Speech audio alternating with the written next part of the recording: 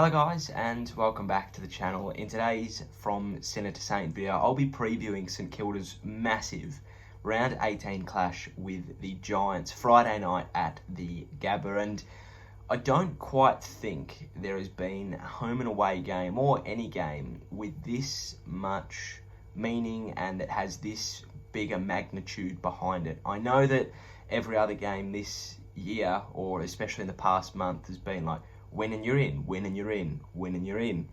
But if we win this game, who knows what's going to happen in years to come. Now it is 7th v 10th and it is win and you're in, and we have not been rising to those challenges as of late. We've let games slip. We've shot ourselves in the foot. We've done this, that and the other. And unfortunately we found ourselves in the position that if we lose and a few other results go against us, we could miss the finals, and we've had a season where we deserve to make the finals, so that would be really disappointing. But regardless of whether we make them or not, I'm still super proud of the effort that our boys have put in this year. From 14th, even 9th, you know, that's still a massive jump. You know, we've won the same amount of games currently after 17 rounds than we did last year in 23 rounds, and we've been playing some much better footy. So I'm pumped. Big game ahead of us. Let's get into the preview. Now, as I said, that's a win you're in. I think if we lose, Melbourne have to win by about 8 goals.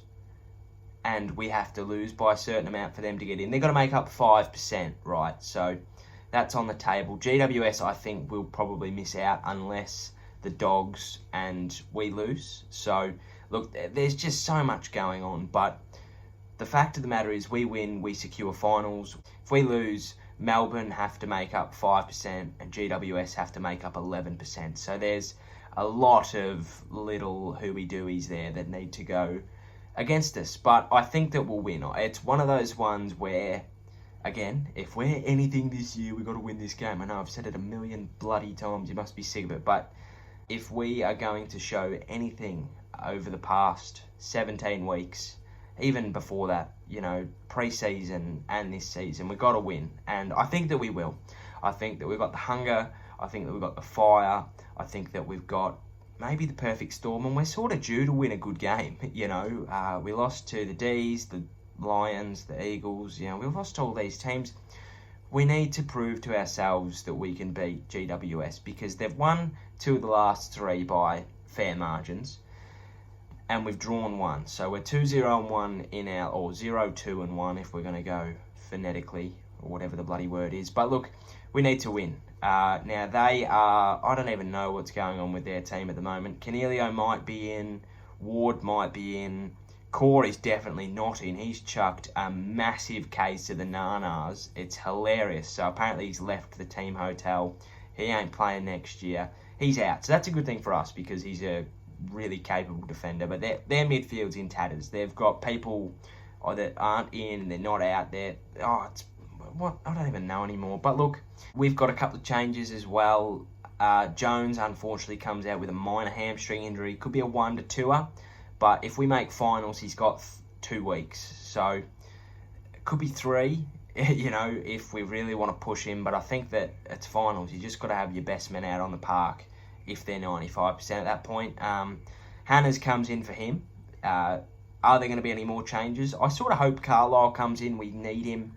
They have a forward line that just has the ability to turn on and turn up and change games. Finlayson, Cameron, Green, you know, they've got a lot of tough little slippery forward people in their forward line who can really upset our night, and we need to have our best defenders on the park. Maybe Dunstan comes in as well. We need a tough inside mid now that Jones is out. I don't know if Hanbury gives that, and I don't know if he's going to be a little bit standoffish either. Now, I really bloody hope that he just goes, nah, stuff this, schmozzle, and goes in and hits hard and tells people what to do and really shows why we brought him, or whether he's going to be that outside mid runner that we don't really need.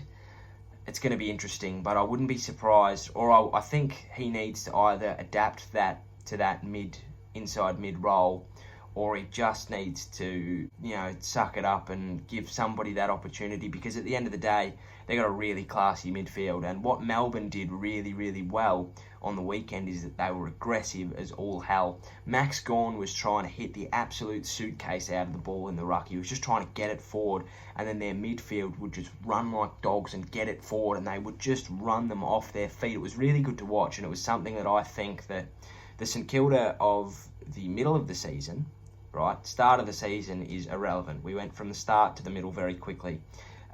Start of the season against the Roos, we didn't do that. We're a bit, how you going? But look, we had a bunch of new people in, right? That's fine.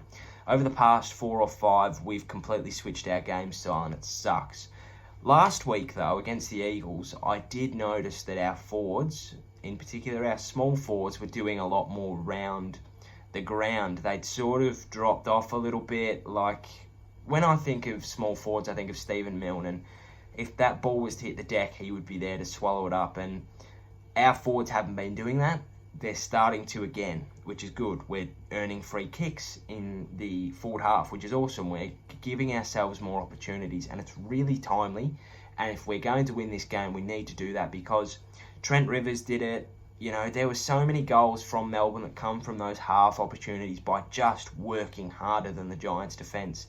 And that's what won them the game in the end. And we need to do that exactly the same. We need to back ourselves in. We need to be hard, ferocious, hit the ball hard. We're going to win the game. That's it. But all things said and done, I'm really excited for this game. If we win, I don't even care about the finals. It's going to be awesome. We really deserve to be in the finals this year, and I think, as I've been saying to my dad every bloody time, after every game, is that if this season amounts to nothing, I genuinely don't think that we get past the Pies in week 1. I'm going to be brutally honest. They're getting all their people right back at the right time. They're starting to gel again. They're going to be really scary. I think I said that in my pre-season predictions, but they're looking good. So I wouldn't be surprised if, unfortunately, we get into the 8, we finish 6th or 7th, get bumped out by the Pies, and that's our season done. But with a full pre-season with this group, a lot of belief, we can now play away, which is important, and we're going to get a lot more games at Marvel next year. Anything can happen, That's our. We're going to snowball. I can feel it, Maybe a bit optimistic, I'm not sure, but I can feel us snowballing in the right direction instead of melting in the sun. So that is always a good thing. A player that I'm really looking forward to watching this week, or just standing out, is just, there's not even one, it's just all. We just need to hit the ball hard. We need to take no prisoners. We need to out Shane Mumford. Don't do that, we'll get some suspensions, but we just need to be hard and ferocious and take no prisoners, because the Giants love to play a classy, cute game of footy, and we just need to take that away. We need to hit hard. Forward pressure needs to be elite. Back pressure needs to be elite. Give, even if Cameron is to take an overhead mark, give him a little rub on the head, make sure you hit him in the head, sort of thing. Like, get the spoil. Sure, he takes the mark, but let him know that he only just won that, and that he is not going to get them all night, sort of thing. Like, let him know that you're there. Make him really question whether he goes for that next mark, because the one that he did before, it really hurt his noggin. So, look, we really got to be ferocious. Our intent needs to be awesome. Our pressure needs to be up. And we need to get back to basics. I saw a thing from round 2 to 12. We had, there was like a heat map, and there were a bunch. It was just a red fire from 25 out to the goal square. And that was from 2 to 12. From 12 to 17, there was nothing. And then there was a massive red semicircle on the 50-metre line. And that is why we've been losing games. We've been sloppy. We're not working. Our entries inside 50 have been god-awful, and that equates into having A, bad shots, B, unnecessary shots, and C, pressured shots, right? It's a lot easier to kick a ball from the goal square than it is from 50 out.